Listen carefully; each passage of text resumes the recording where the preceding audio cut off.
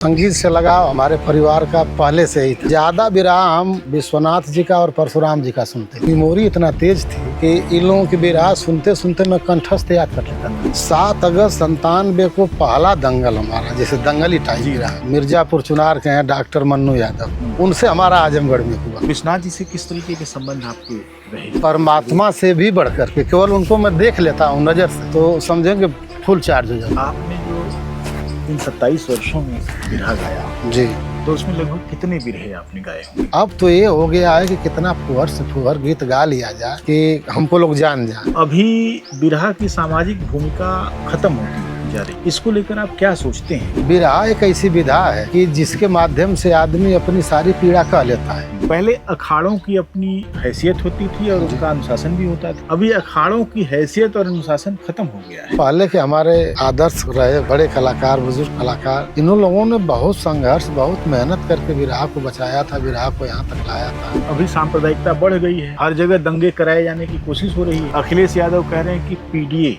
ये सब एक हैं, इनके सवाल आजीविका के बहुत बड़े हो गए हैं जी। कम से कम 50-60 बिरहिए पीडीए वाले लोगों से जुड़े हैं, माने समाजवादी पार्टी से जुड़े हुए हैं जी। वो, लेकिन वो क्या गा रहे हैं? कोई विरह बचाने की बात कह रहा है तो कोई कह रहा है कि विरह के लिए इतना संघर्ष किया है, हमने विरह को यहाँ से उठाकर वहाँ ले गया।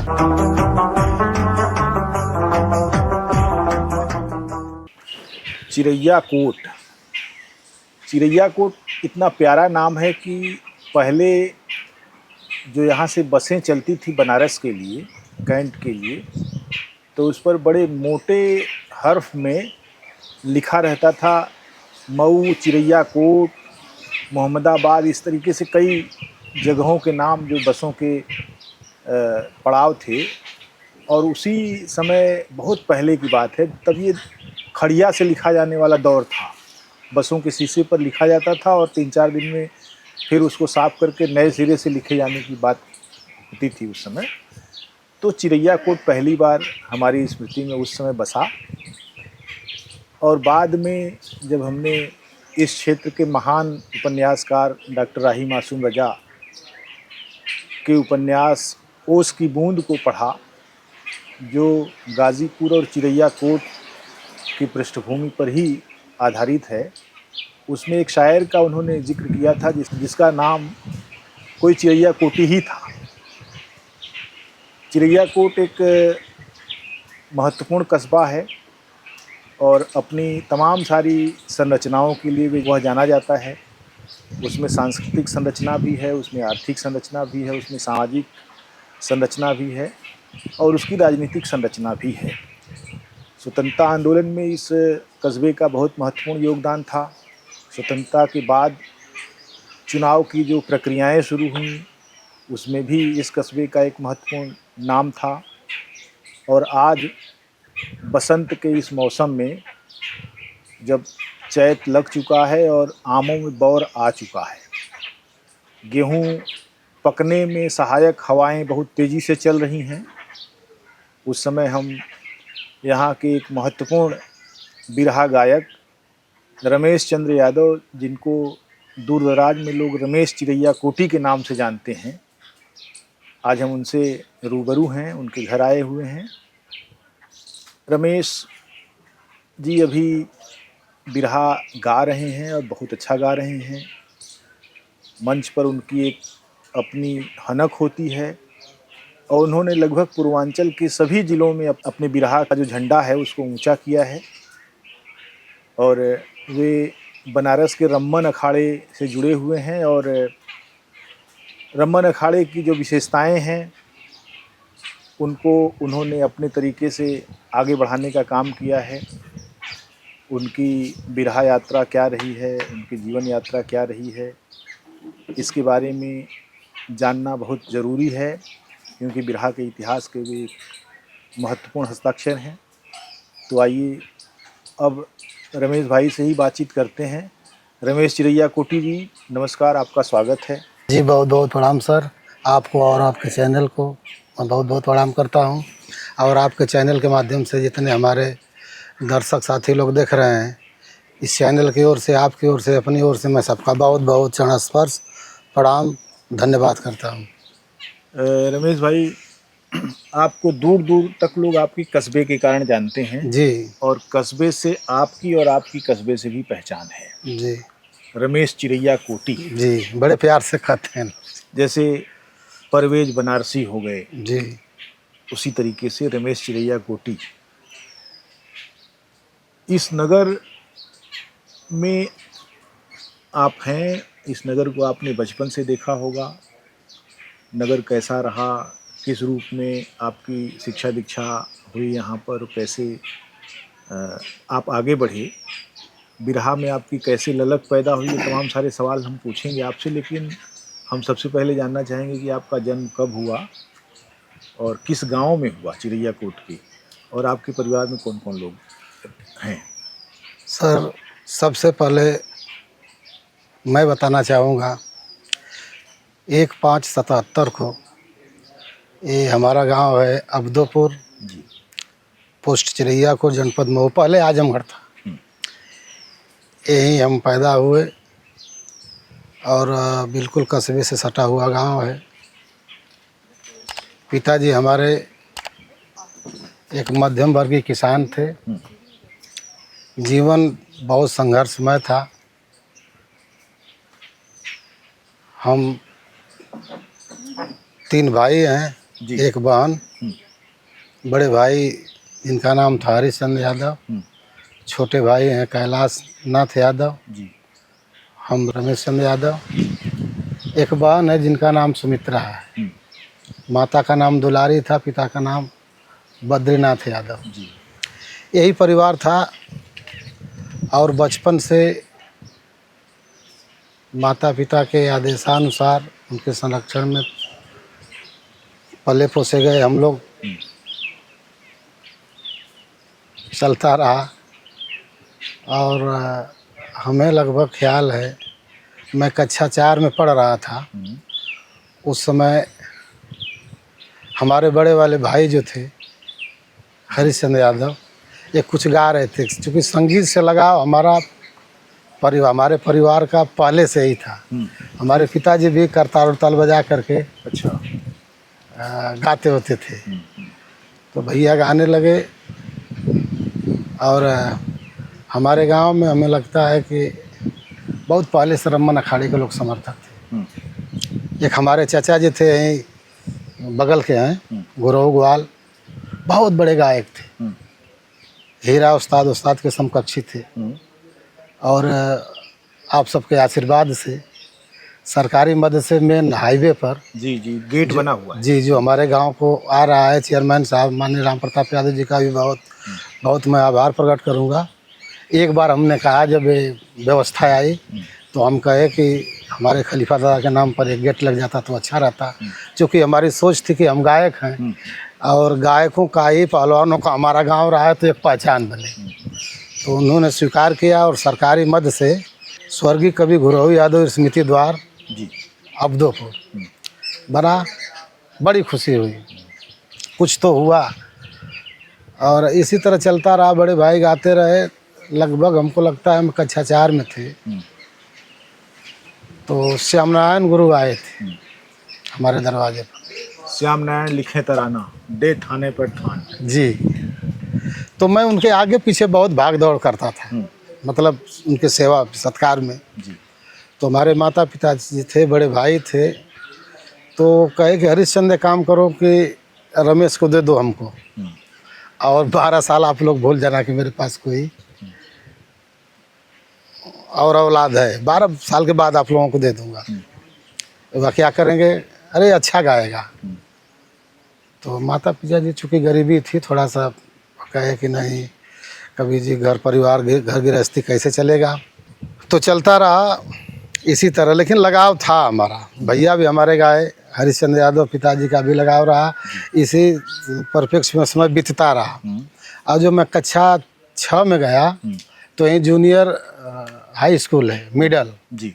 जब 6 में मैं उसमें प्रवेश लिया तो खेल कूद से भी हमारी बड़ी रुचि थी।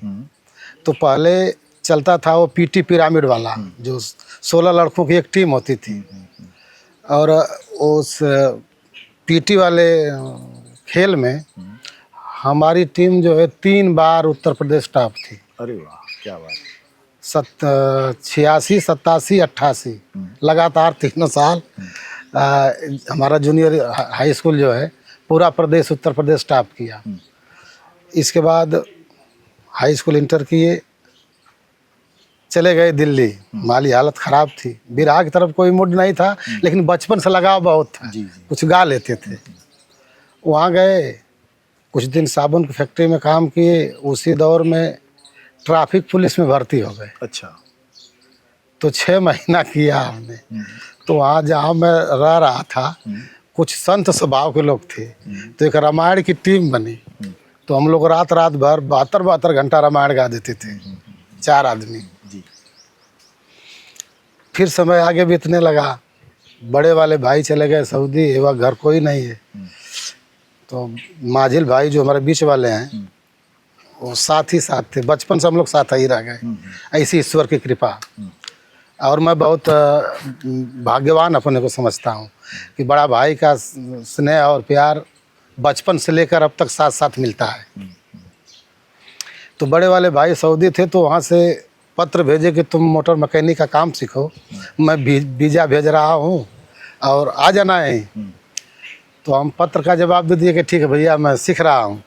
लेकिन यहाँ जो है, मैं जब थोड़ा घूमने लगा तो कुछ अपने से ऊंचे स्तर के लोगों का संपर्क हुआ, संबंध हुआ। तो एक बार मित्र का कहें, बड़े भाई थे, उस्ताद के समान ही थे, ये बगल की। उनका कार्यक्रम था आजमगढ़ के पास में, और उनके पास कोई कोरस वाला नहीं था। हमको लिवा गए कोरस करने के लिए। जब वहाँ मैं कोरस गाने लगा तो मेरी आवाज़ देखे सुबेरा हुआ। वहाँ से आए तो कहे कि अब बिरहा हम नहीं गाएंगे, बिरहा तुम गाओ। अरे वाह। तो साहब मैं बता दूं, उनका नाम था धनमान यादव, और एक बड़े भाई थे श्याम बिहारी विश्वकर्मा, एक बगल के राम सूरत यादव थे। मैंने हमको गायक बनाने के लिए ये तीनों लोग जो है लग गए, अपने गाना बंद कर दिए। अपनी ढोलक, हारमोनियम, झाल, करताल सब हमको दे दिए, और सहयोग होने लगा। गा तो सीखने लगे हम। सीखते 97 में मंच का कार्यक्रम में शुरू किया।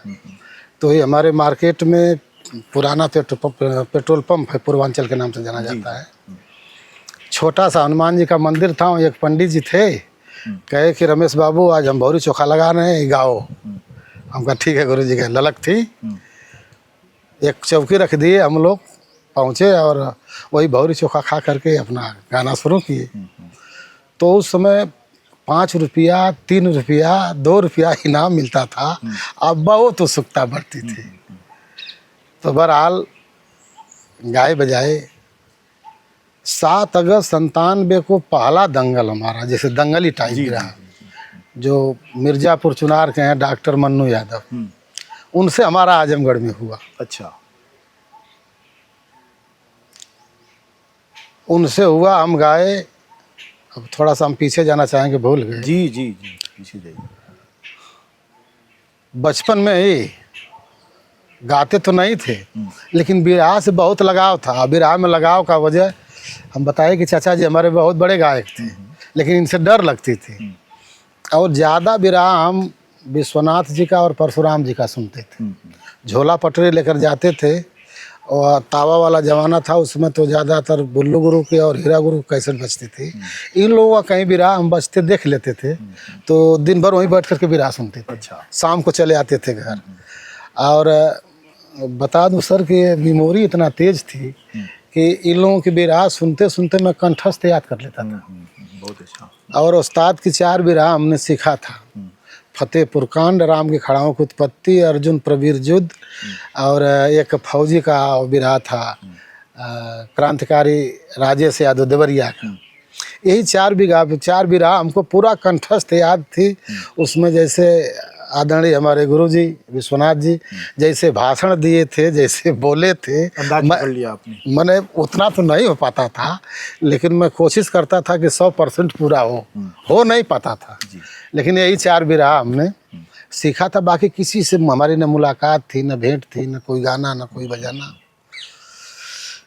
तो इसी तरह चलता रहा। तो वही मन्नू जी से जब हुआ 97 में, उसके बाद एक और हमारे बड़े भाई थे श्यामदेव प्रजापति जी, जो जी। भी हाल में स्वर्गीय हो गए। हाँ, अभी आते हुए मैंने कहा कि भाई परमानपुर आते हुए लगता था कि एक व्यक्तित्व है यहाँ पर, जी जी जी जी एक जी मित्र है यहाँ पर, जी और अभी ऐसे लगता है कि वो आदमी पूरा परमानपुर सुना करके चला गया। जी जी बहुत मतलब जी। जितनी प्रशंसा की जाए कम है।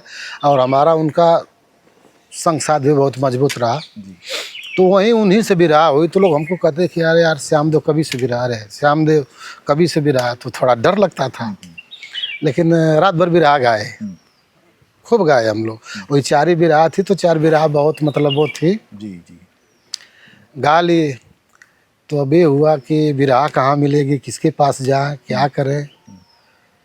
तो आजमगढ़ में हमारे रामदर्शन यादव थे, जो समय था समाजवादी पार्टी के जिला अध्यक्ष थे, पूर्व विधायक हैं। उन्हीं की लड़की की शादी पड़ी, उनसे हमारा संबंध बढ़िया था। तो बड़े लोगों की बात थी, तो ये हुआ कि भाई बिरहा होगी। तो लोगों ने हमसे पूछा कि अध्यक्ष जी पूछे कि रमेश बाबू तू केकर संगे गा ले बा। हम कहा साहब के हो के संगे करा दें। अच्छा। हमारे मन में था कि जो हमारे आराध्य देव हैं, अब हमको जाकर बताना होगा कि मैं आपका चेला हूँ, मैं आपसे बिरहा लेना चाहता हूँ, बिरहा सीखना चाहता हूँ। तो उनके अंदर पता नहीं क्या फील होगा, कैसा गाता है, नहीं गाता है, क्या करता है।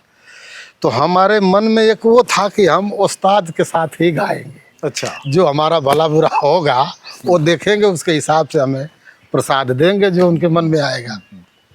तो यही मतलब बहुत बड़ा कार्यक्रम था, बड़े लोगों की बात थी, उस बीच में कार्यक्रम हमारा रखा गया। और उस्ताद के साथ बिरहा वही बड़े प्यार और दुलार से रात भर गवाए और बहुत सम्मान, बहुत आदर किए। तो यही शिवपुर के बनारस के एक भरत कवि थे, वो साथ साथ रहते थे। जी।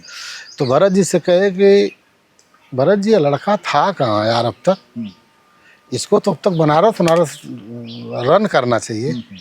सवेरा हुआ तुमसे पूछे कहाँ घर है, हम बताए सारी बात। यार इतना बढ़िया गाते हो, गाना कहाँ से पाते हो। हम कहा गुरु जी गाना होना हमरे लग गया ना, हम चट बिरहा आपका जो ना कैसेट से, टेप वाली कैसेट से लिख ले हिला, वही के गा हिला। तो हमको कुछ गाना तुरंत दिए और भरत जी से कहे कि भोला कवि से बात कराओ, भोला कवि जी से बात कराइए इनकी और इनको पहुंचाइए भोला कवि जी के पास। तो उसमें भोला कवि जी बम्बई रहते थे। वही सिलसिला चालू हुआ जी।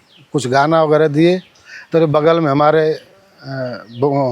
महूगंज के पास में भोपालपुर के भोला मास्टर साहब कवि थे, उनसे संबंध हुआ। वो गाना बजाना प्रोत्साहित करना शुरू किए। जब चलने लगा तो गिरधारी लाल मौर्य जी थे यहाँ मधुबन के पास, उनकी भी गीत मिलने लगी। एक गोरखनाथ यादव कवि थे, कवि है आजमगढ़ बुदय ठाके, उनका भी स्नेह आदर मिलने लगा। इसी तरह चलने लगा और इसी तरह चलते चलते यहाँ तक आए हैं और सबका स्नेह दुलार प्यार। तो दो भोलों ने आपको एक तरह से बाघ बना दिया। जी जी जी। आपने विश्वनाथ जी से मुलाकात का भी दिलचस्प वाकया बताया। जी। बाद में विश्वनाथ जी की शैली एक ऐसी शैली है जो थोड़ी मौलिक है और अलग तरीके से वो चीज़ों को रखते हैं, गाते भी हैं। उनकी आवाज़ का एक जादू था। जी। व्यक्तित्व उनका बहुत ही महत्वपूर्ण रहा है। बहुत सुदर्शन और सुंदर गायकों में एक उनकी पहचान है। जी। तो विश्वनाथ जी से किस तरीके के संबंध आपके रहे बाद में? जी बहुत बढ़िया रहा है। मैंने सर मैं अपनी बात दिल की क्या बताऊं, बताइए। परमात्मा से भी बढ़कर के केवल उनको मैं देख लेता हूं नज़र से तो समझेंगे फुल चार्ज हो जाता हूं। कम से कम पहले तुम ऐसा हुआ कि हमारा और उस्ताद का बिरहा कई बार गवाए हैं साथ में, 10 बार बिरहा साथ में कंपटीशन टाइप गवाए हैं। तो दूर से सुनने वाले लोगों को ये पता नहीं लग पाता था कि विश्वनाथ जी गा रहे हैं कि कोई और दूसरा गा रहा है। और दोनों एक ही अखाड़े के हैं। आप भी वहीं गए रमन अखाड़े में? जी। तो दोनों एक ही अखाड़े के, लेकिन दोनों में जो है एक अभी हाल की बात बता रहे हैं। इसी 14 जनवरी सन 2024 को भदोही सूर्यावा में कार्यक्रम था, मकर संक्रांति के दिन। बिरहा में गा रहा था, ठंड भी काफ़ी थी, और जैसे बिरहा ख़त्म होने के कगार पर थी, 5 मिनट, कम से कम 15-20 लोग आए। तो लोग ये पूछते हुए आए कि विश्वनाथ गाओ थो, विश्वनाथ गाओ थो, आलवा विश्वनाथ आलवा। अब वहाँ आए कार्यक्रम में तो थे नहीं, ये वो कौन गा रहा था, आए हमारे पास, कहे बाबू हम लोग कम से कम 5 किलोमीटर दूर से आ रहे हैं, और चर्चा थी कि विश्वनाथ जी बिरहा गा रहे हैं। हम कहा चाचा आप लोग बैठे जी, अब पारी हमार ख़त्म हो गई, बात पारी आई तो आप लोगों की सेवा हम करें। तो मतलब इस तरह का था। तो उस्ताद हमसे कहे कि हमारी तरह सेम भी गा दोगे तो लोग यही कहेंगे विश्वनाथ की तरह गावत, कुछ चेंज करो। जी, ये जरूरी भी होता है जी कि आप अपना हस्ताक्षर बनिए। जी। तो कहे कुछ चेंज करो। हम का गुरु हम मतलब पकड़ते नहीं हैं, लेकिन ऐसा आपका भाव है कि वो आ जाता है। ये हमारे चंद्रशेखर पांडे जी हैं, इनका भी बहुत स्नेह प्यार रहा। ये भी कहे यार कुछ चेंज करके गाओ, सेम हो जाता है। दोनों की खरखराती आवाज़ जो है जी अपना एक जलवा बनाती है। जी तो दोनों की उस खरखराती आवाज़ का सानिध्य आपको मिला। जी चंद्रकिशोर जी भी लगभग उसी समय जी। परिदृश्य में आ रहे थे और छा रहे थे। जी वो थोड़ा आपसे सीनियर जरूर हैं, जी जी सीनियर है। लेकिन वे लगभग बिरहा जगत में उसी समय स्थापित होना शुरू हुए। जी तो कैसे फिर उनके साथ संबंध आपका कैसा बना? इसी बिरहा के ही नशा में, मतलब हम संतान आपसे बताया ना कि 6 महीना ट्रैफिक पुलिस की नौकरी किया, 2-3 साल साबुन फैक्ट्री में काम किया, पढ़ाई किया, उम्र हो गई थी। बिरहा मतलब 97 से आकर के हमने शुरू मैंने किया। लगभग 28 साल आपने जी वो उससे भी ज़्यादा हो जाने के बाद अभी तक बिरहा को आपने सक्रिय रूप से दिया है। उसके पहले तैयारियां थी आपकी, जी। एक लगाव की तैयारियां हाँ लगाव की तैयारी थी, मन में उमंग था। जी जी जी। तो मुझे ये बताइए कि आपने जो इन 27 वर्षों में बिरहा गाया, जी तो उसमें लगभग कितने बिरहे आपने गाए होंगे?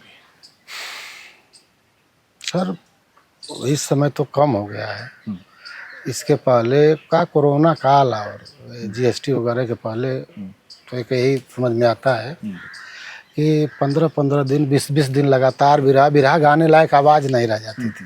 ये होता था कि 3-2 दिन बंद हो जाता तो रुक जाता, नहीं रहता तो ठीक रहता। बहुत अच्छा रहा। हमें लगता है पूर्वांचल बिहार का पश्चिमांचल कोई जगह नहीं बची होगी जहाँ कार्यक्रम न हुआ हो। दिल्ली, बॉम्बे, कलकत्ता में नहीं गया हूँ, वहाँ कभी हमारा प्रोग्राम नहीं हुआ। दिल्ली और बॉम्बे और अपना पूर्वांचल बिहार का पश्चिमांचल हिस्सा जो है, ये लगभग सबके साथ जो गाने वाले लोग थे, बड़े छोटे और बड़े आदर बड़े स्नेह से, कभी मंच पे किसी से हमारा कोई अनबन नहीं हुआ, न किसी तरह का कोई तकरार हुआ।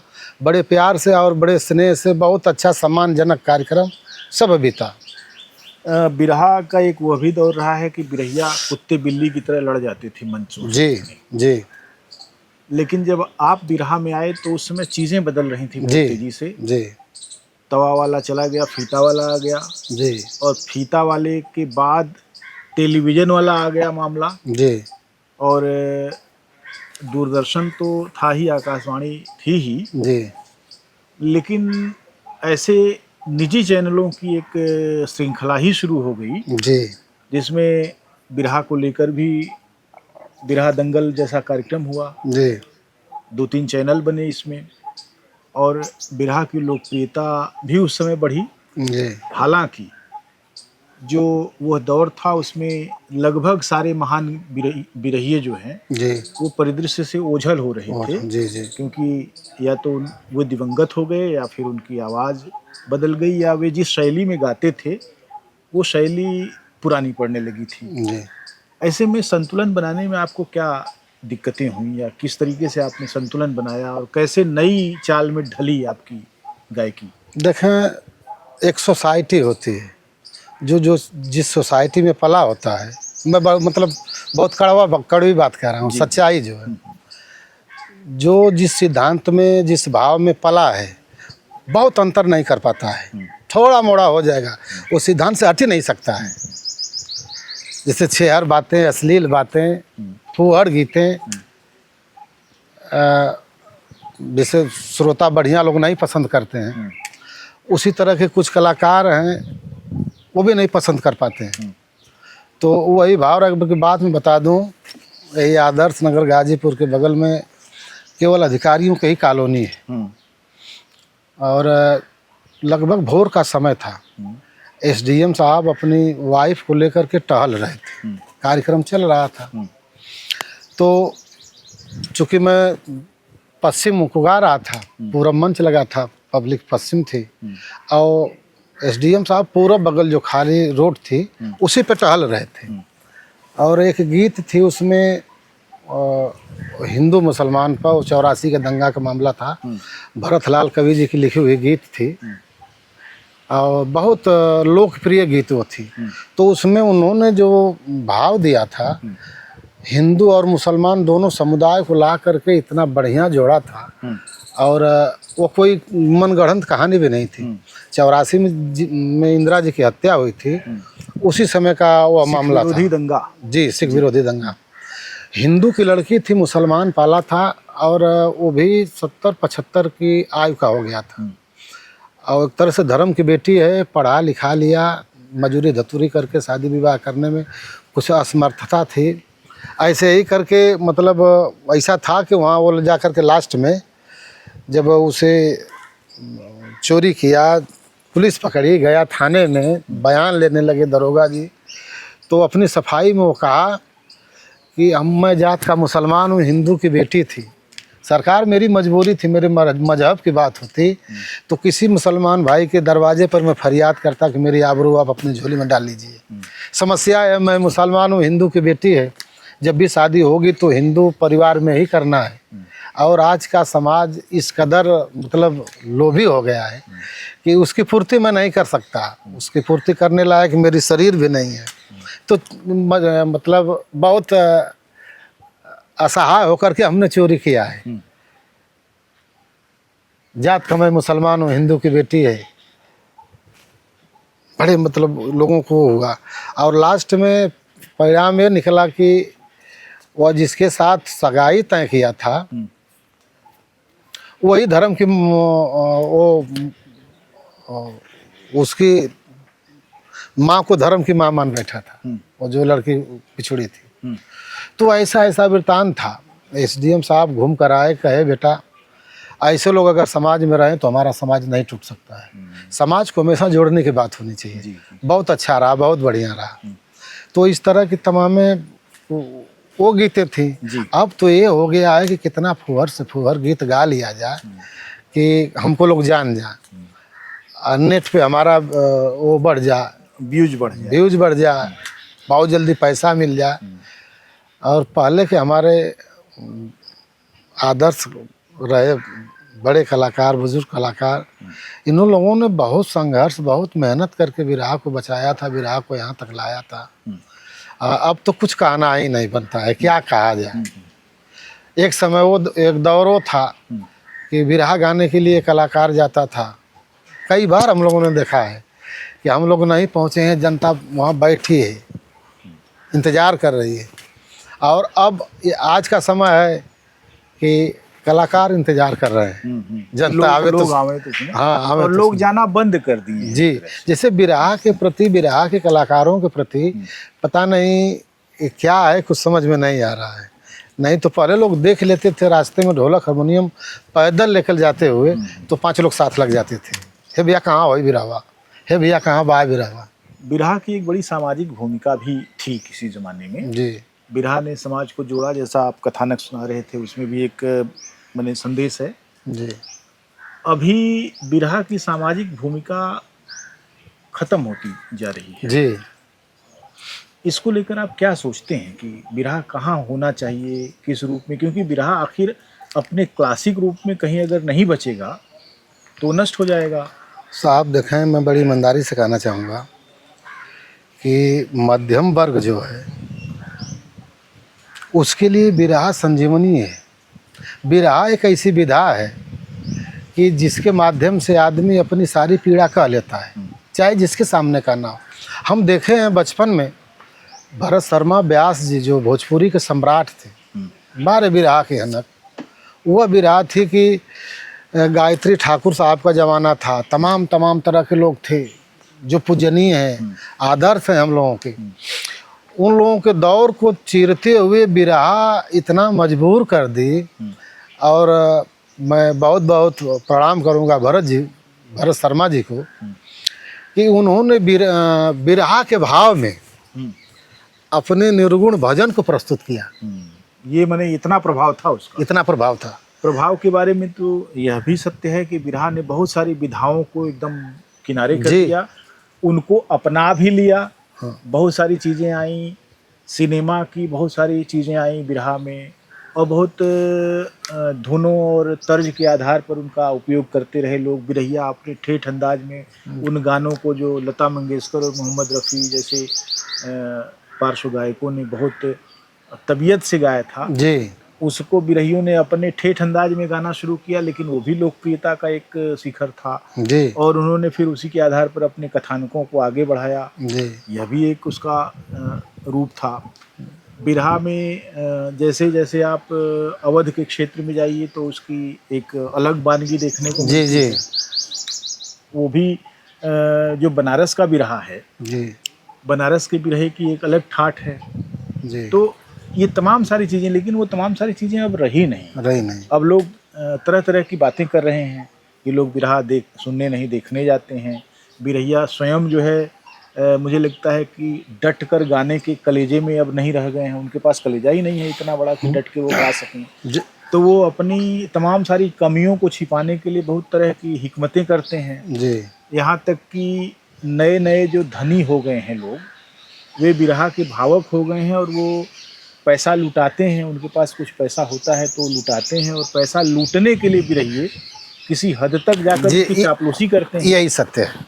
तो ऐसे पोजीशन में वे लोग जो कि अभी मौलिक बिरहा के गायक हैं, वो कहाँ अपने आप को पाते हैं?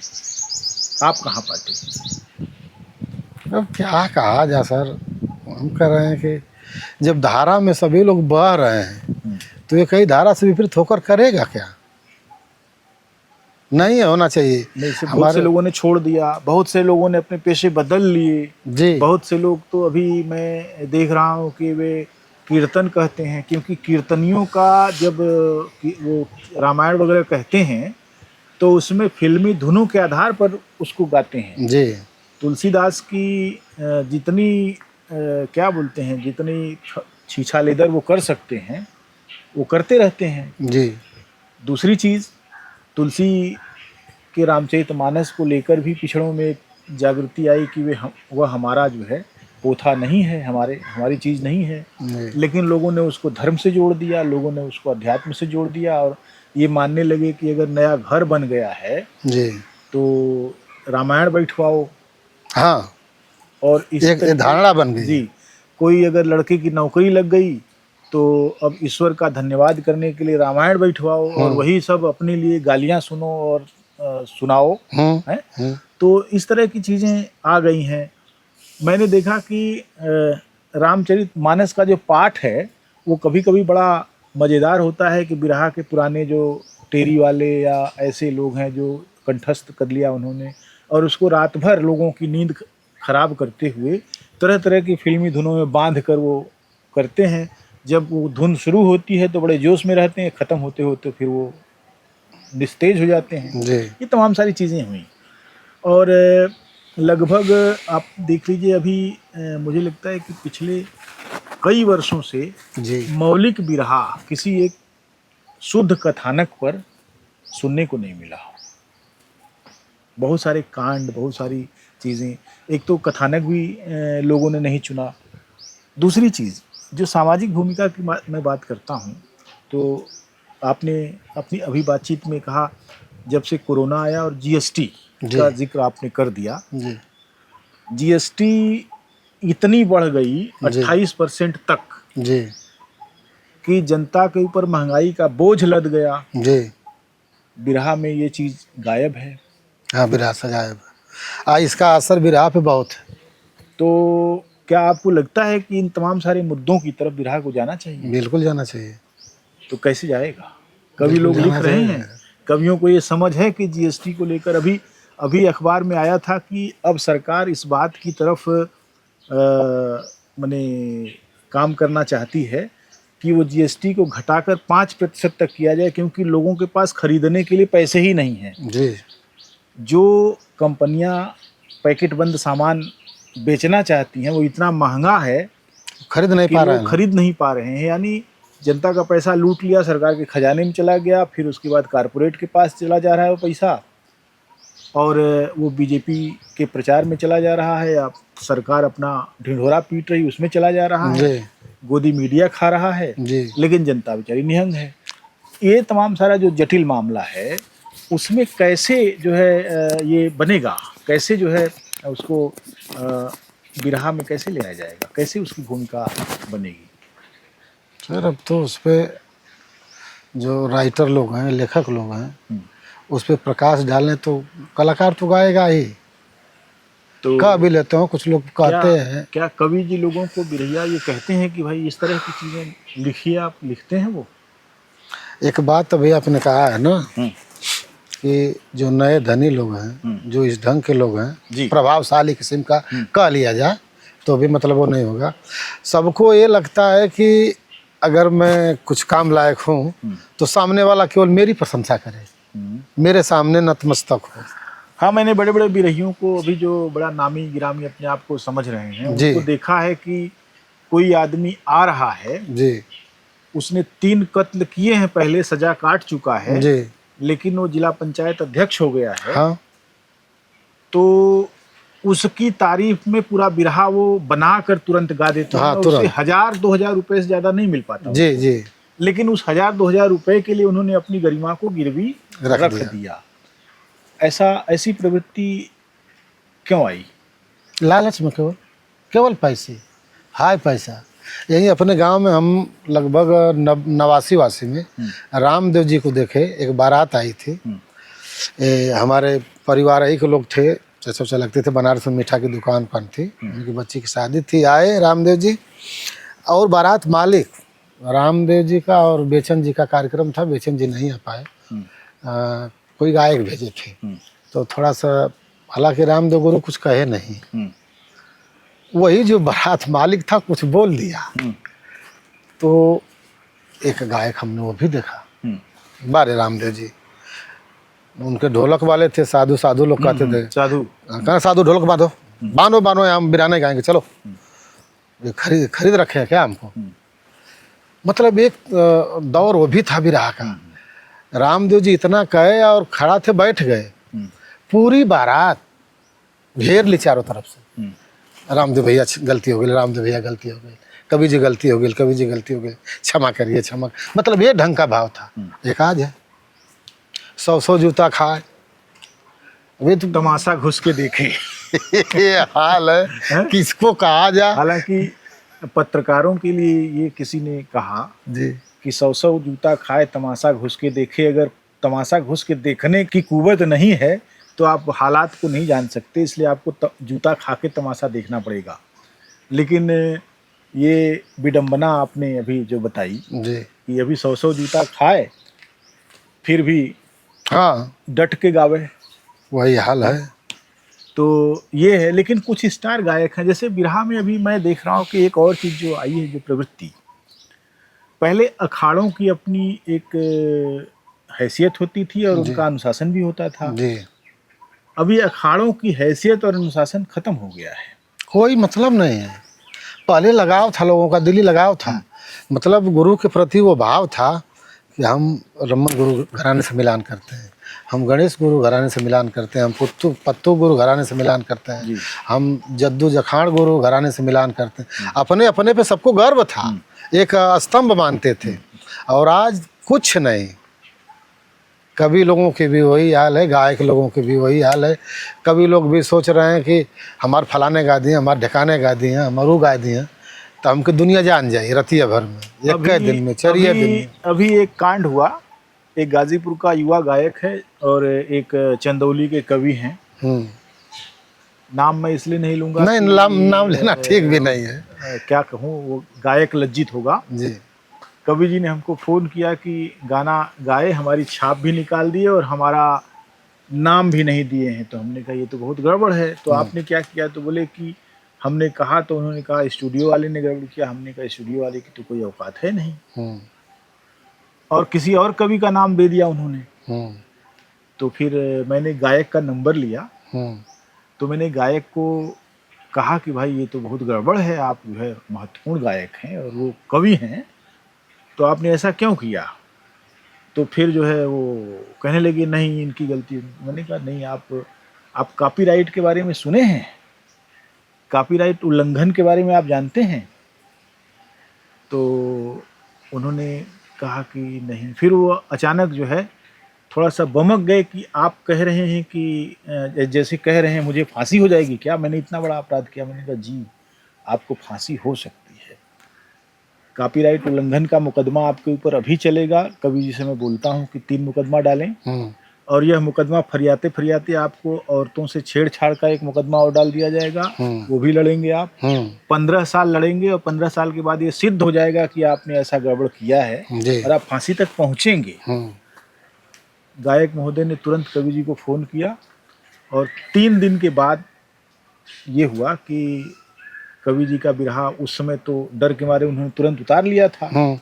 बाद में बिरहा उन्होंने न केवल फिर से लगाया, बल्कि उसमें उनकी छाप जोड़ी और कवि जी का थंबनेल में नाम भी जोड़ा। कवि जी ने कहा कि ये जादू जो है कॉपीराइट ने किया है।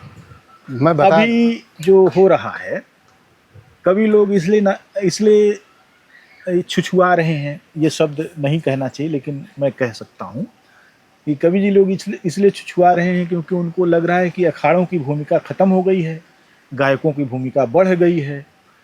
गायकों ने अपना गुट बना रखा है जी, और उस गुट में उन्होंने अपना काकस इतना मजबूत कर लिया है कि जिसको वो चाहेंगे वही गाएगा, दूसरा कोई नहीं गाएगा, सब बैठे रहेंगे। बस यही बना के चले है। इस पे आप क्या कहते हैं?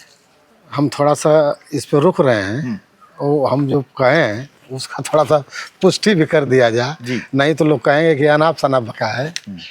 एक यही हमारे भोला कवि जी जो बॉम्बे वाले हैं, बनारस के मुनारी के, एक गीत लिखे थे, उसकी भूमिका थी, जननी विमल जग में गंगा की धारा, बाप हैं गंगा सागर जो दुनिया में पावन, जिनके पाँवों तले स्वर्ग का सुख है सारा।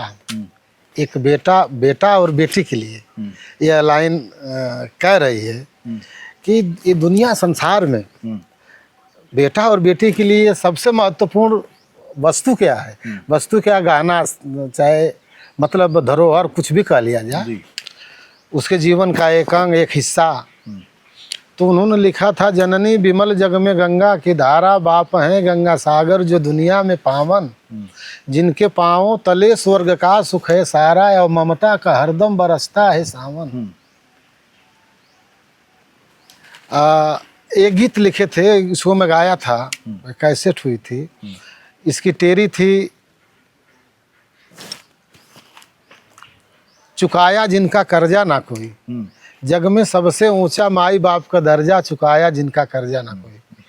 तो भी गंगा का वो कार्यक्रम चल रहा था, हमें लगा कि वो अपने लास्ट पड़ाव पे था वो कार्यक्रम।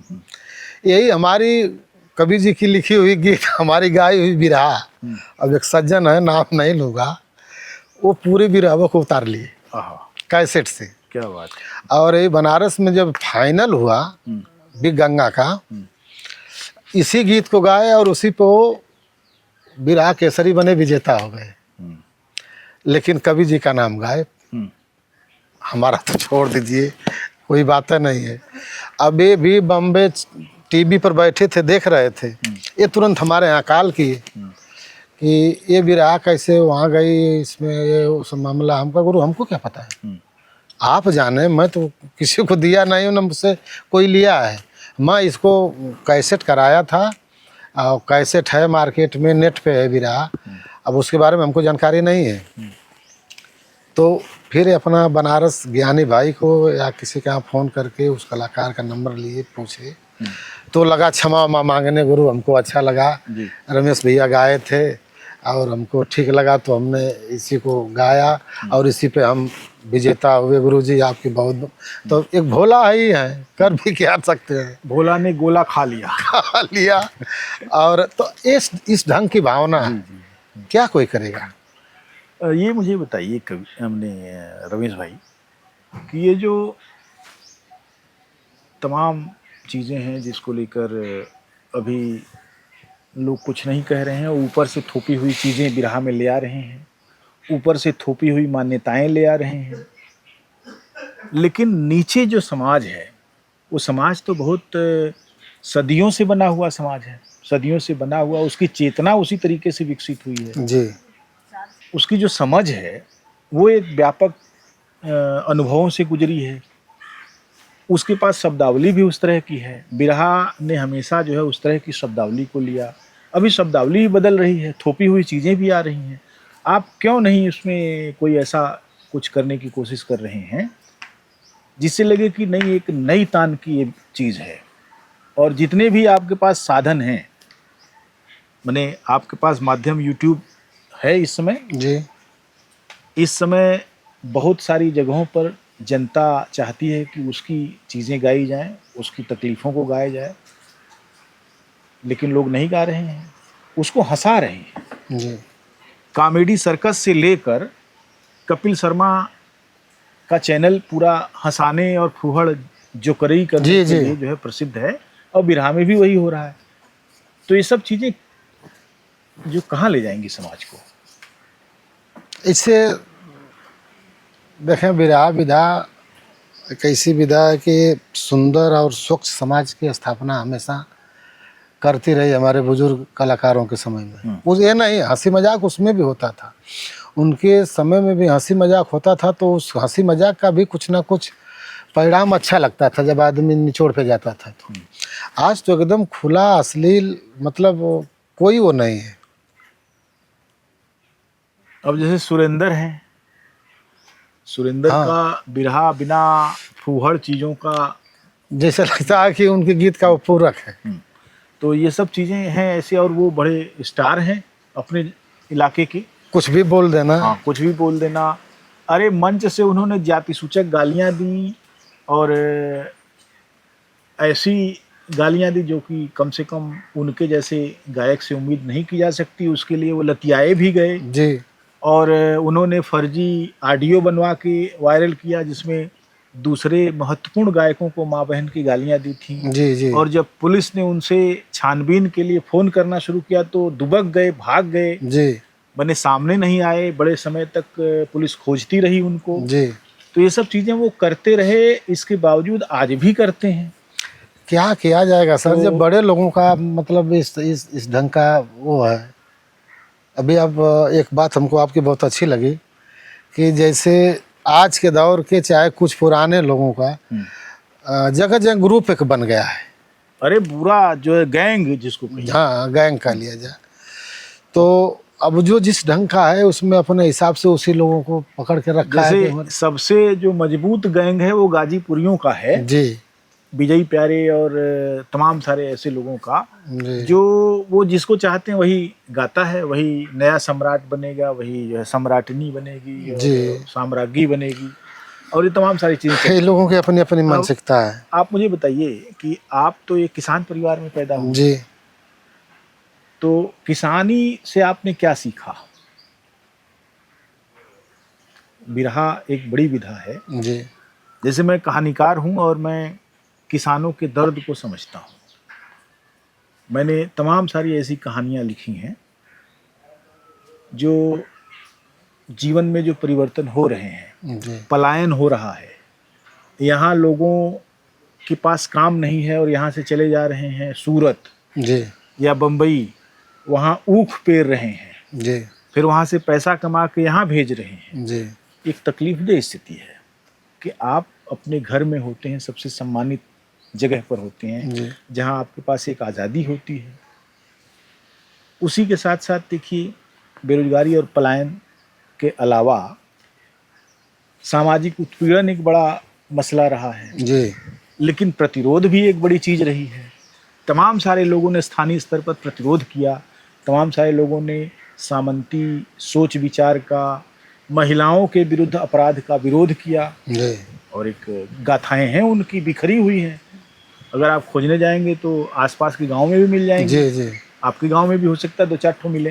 जी। आपने अभी बताया कि आपका गांव पहलवानों का भी गांव रहा है। हाँ।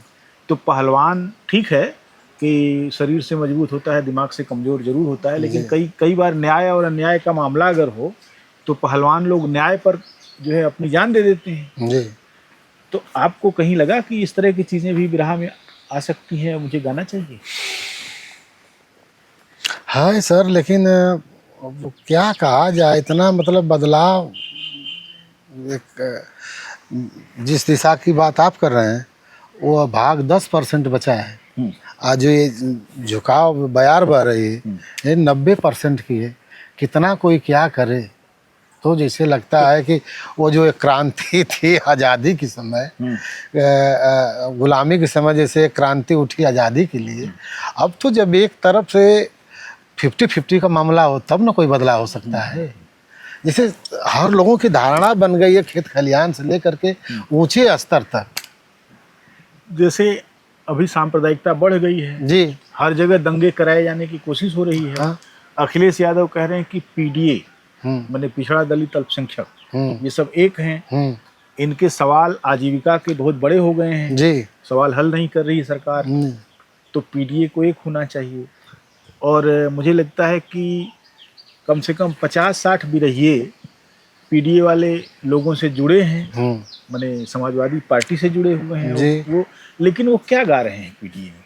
कुछ नहीं। जो उनका दर्द है, जो उनकी तकलीफ है, जो उनकी बात है, वो तो पीछे छूट जा रही है। या तो होड़ लगी है कि रेस में सबसे पहले हमारी उपस्थिति हो जाए। काम कुछ और है, बहाना कुछ और है। तो बताइए फिर कैसे बिरहा की क्या भूमिका बची? ये केवल अपने अपने, कोई भी राह बचाने की बात कह रहा है, तो कोई कह रहा है कि विराह के लिए इतना संघर्ष किया है, हमने विराह को यहाँ से उठाकर वहाँ ले गया। और जितना ही हमको लगता है रामदेव गुरु, बुल्लू गुरु, हीरा गुरु, विश्वनाथ गुरु, परशुराम गुरु, इस बैच के बाद के जितने लोग आए, भाई ये लोग तो नहीं खलिहान खेत से उठाकर ले गए, जहाँ की थी तहाँ रही, लेकिन बहुत सम्मान रहा। और जब उनसे बाद वाले लोग खेत खलिहान से फिल्म में ले गए, टीवी चैनल पे ले गए, फला जगह ढका जगह ले गए, तो लुप्त हो रहा है।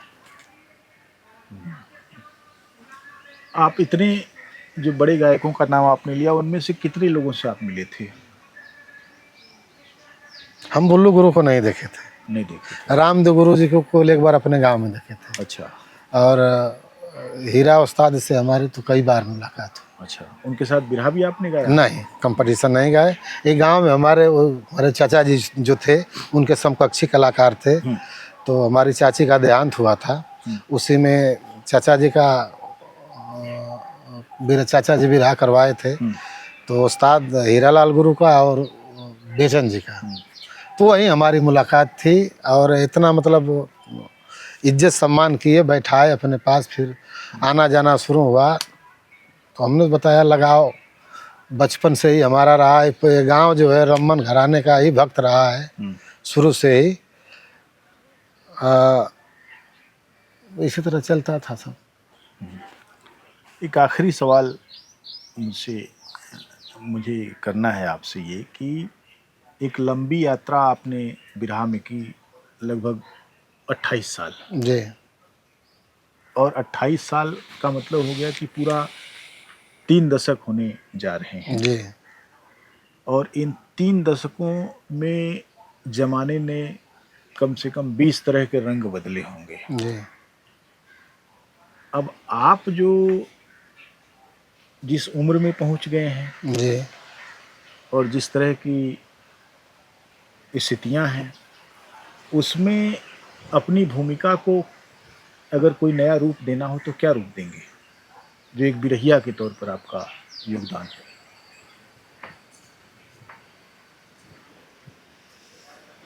अब तो बिरहा इस स्थिति में है सर कि अब अपने समझ में खुद नहीं आ रहा है नहीं क्या आ रहा, तो दिशा समझना दिया तो जाए, पड़ेगा।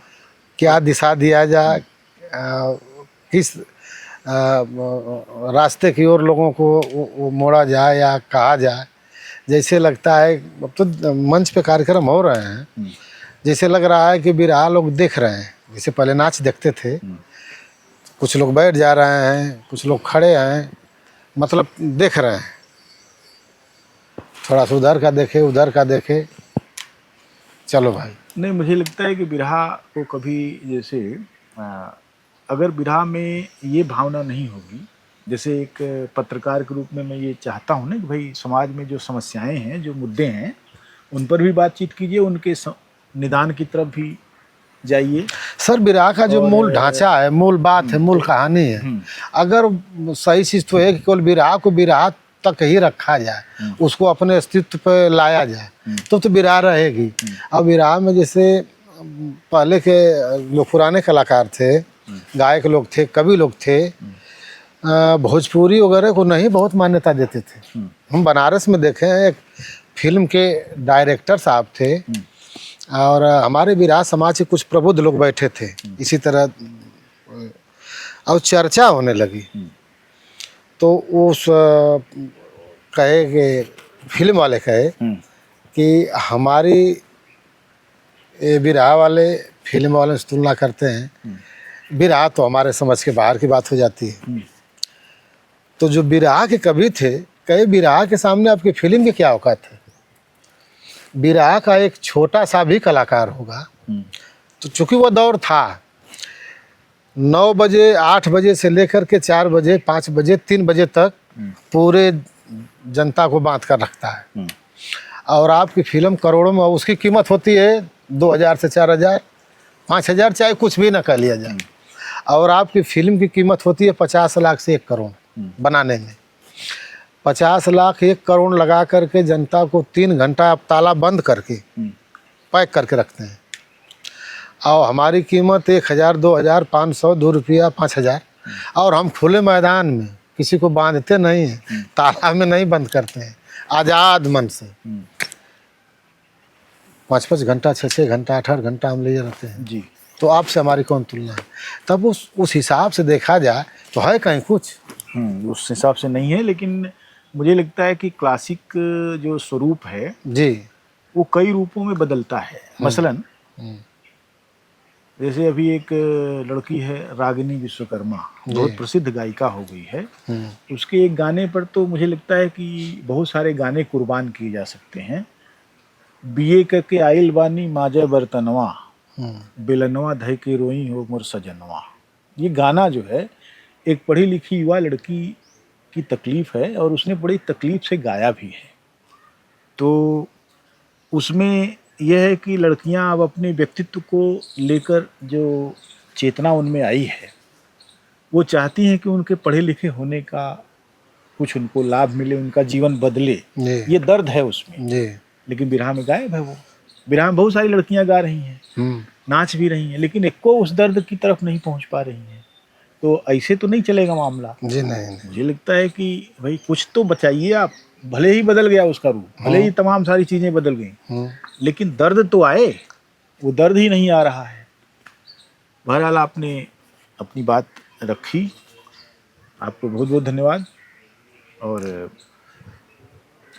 बातें और भी बहुत हो सकती हैं, बहुत तरह की चीज़ें आपके मन में होंगी जिसको आप नहीं कह पाए या नहीं याद आ रही हैं। इसके बावजूद मुझे लगता है कि एक महत्वपूर्ण चर्चा हुई आपकी गायकी को लेकर, और मैं चाहूँगा कि आप उसमें कुछ नया जोड़ने का प्रयास अपना जारी रखें। बहुत बहुत धन्यवाद, नमस्कार। के नीचे ऊपर गई बे, बीचों बीचों में दरसैबे, कविता काव्य सुनैबे वर्णों की बुनियाद, अरे जहाँ नवाज करे बीचे में रही, नीचे पताल नगरी ऊपर बाग नवाज, जहाँ नवाज करे बीचे में रही, नीचे ऊपर जमी आसमां सूरज जोरिया बीचे में, नीचे ऊपर दांत बतीसी जीभ है नरिया बीचे में, नीचे ऊपर खम्भ का फेरा, हरि नरसिंह रूप अव तेरा, अरे जहाँ नवाज कर बीचे में रही, त बीचे हरिणा कश्यप का भैल बाधा नवा, जहाँ नवाज करे बीचे में रही।